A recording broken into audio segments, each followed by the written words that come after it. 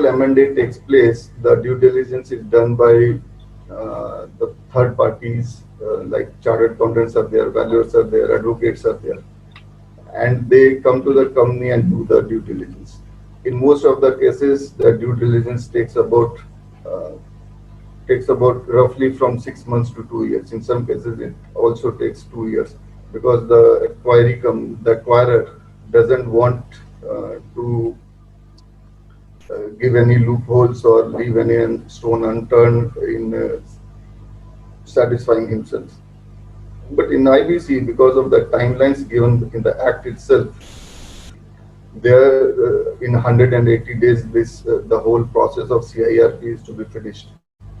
So within about 30 to 54 days of the starting of the CIRP process, the resolution professional appoints two valuers.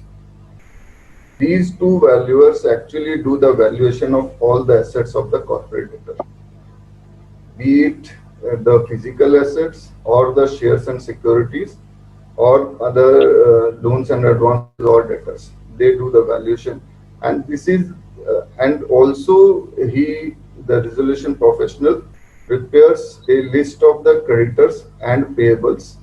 When I'm saying creditors, it means secured, unsecured, operational creditors, everybody. So after about 2-3 months, there is a document called information memorandum, which is given in the Act itself, which has a very detailed kind of things, that what are the information which is to be prepared by the resolution professional for sharing with the probable uh, resolution applicant. So in that information memorandum, the assets details are there, which have been valued by valuers who are registered with the board. The board is Insolvency and Bankruptcy Board of India. So the value which is given by those valuers is actually accepted by all the resolution applicants. So it takes about 2 to 3 months to get this thing completed, and thereafter the resolution applicant takes his own time in forming the opinion about whether to file for the. Depends upon the value of the assets.